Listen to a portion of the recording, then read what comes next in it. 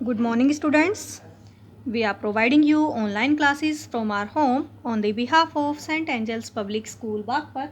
Students, as you know that we are studying chapter 11 in science of standard 8th.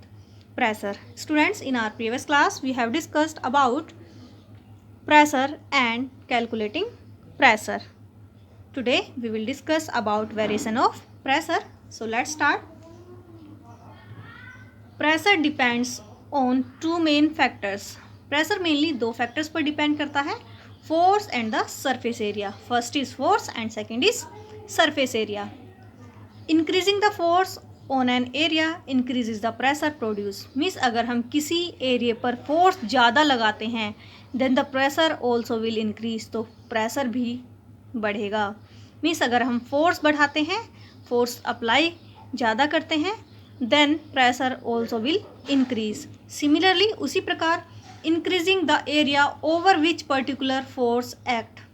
अगर हम उस area को बढ़ाते हैं जहां वो पर्टिकुलर फोर्स अप्लाई किया जा रहा है, डिक्रीजेज द प्रेशर प्रोड्यूस, तो प्रेशर कम लगेगा. मीन्स अगर हम किसी एरिया को बढ़ा देते हैं जहां पर फोर्स अप्लाई किया जा रहा है then the pressure will decrease, तो प्रेशर कम लगेगा. The converse is also true, और इसका अपोजिट भी ट्रू है. Decreasing the area over which a particular force act.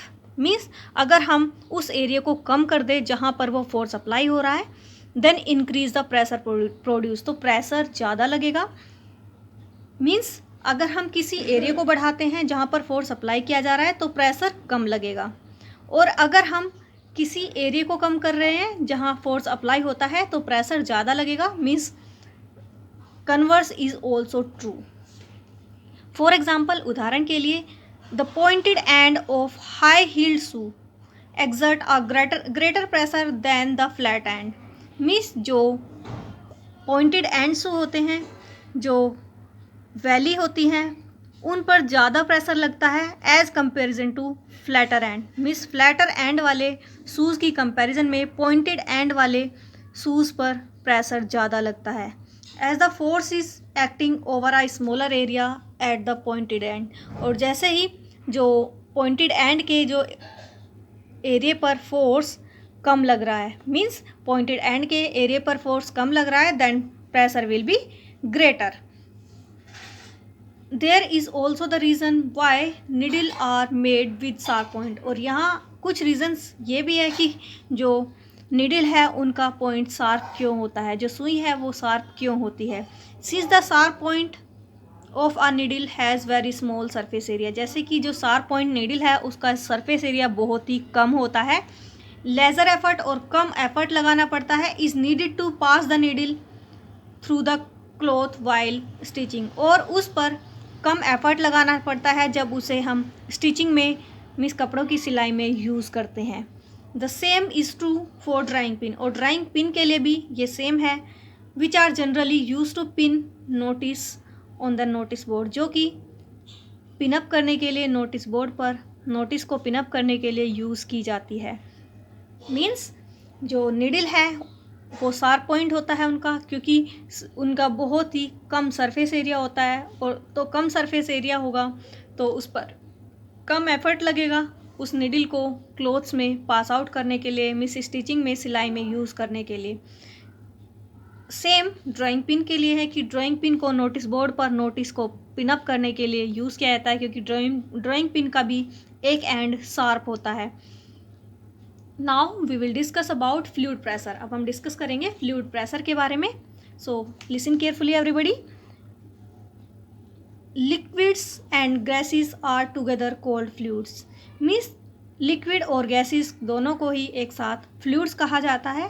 Fluids exert pressure on all immersed body in them and on the walls of the container that hold them. Means fluid उन सभी bodies पर pressure exert करता है जो कि उनमें emerge होती है, या फिर on the walls of the container of and that hold them. Means fluid उन सभी बॉडीज़ पर प्रेशर एक्सर्ट करता है जो कि वॉल्स की कंटेनर से बाउंड करे रखती है और उसमें डूबी रहती है.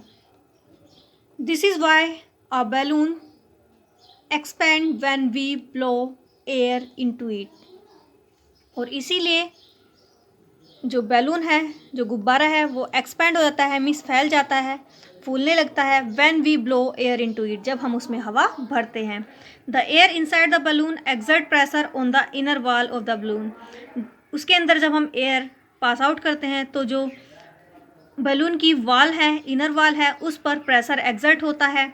If we blow in too much air, अगर हम उसमें बहुत ज़्यादा एयर भर देते हैं, the material of balloon is not capable of expanding further, जो बलून का मटेरियल है, उसकी इनर वॉल है, वो ज़्यादा एक्सपैंड होने के लिए कैपेबल नहीं होती। इंक्रीजिंग द प्रेशर, और उस पर प्रेशर बढ़ता रहता है, inside can cause the wall of balloon to break at one or more points. और फिर जो बलून की वॉल है, जो इनर वॉल है बलून की, गुब्बारे की, उन पर बहुत ज़्यादा प्रेशर बढ़ने की वजह से उसकी वॉल बीच के कुछ पॉइंट से फटने लगती है। This is why a balloon burst, और इसीलिए जो बलून है, गुब्बारा है, बर्स्ट मीन्स फट जाता है when to much air is blown into it, जब उसमें बहुत ज़्यादा एयर भरी जाती है। When an object is immerse in a liquid, जब किसी ऑब्जेक्ट को किसी लिक्विड में डुबोया जाता है, इमर्ज किया जाता है, the liquid exert a net upward force on the object, तो जो लिक्विड है वो उस ऑब्जेक्ट पर ऊपर की तरफ एक फोर्स अप्लाई करता है।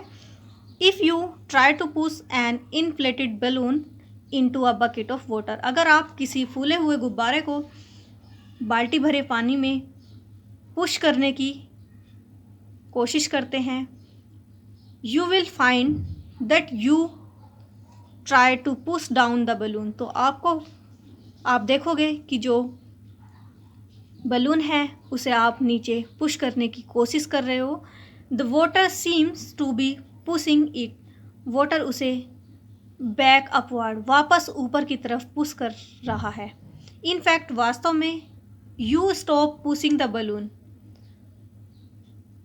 अगर आप बलून को पुश करना रोक देते हो, पुश करने से रोक देते हो, the balloon will be push back to the surface, तो बलून वापस अपने सरफेस पर आ जाएगा।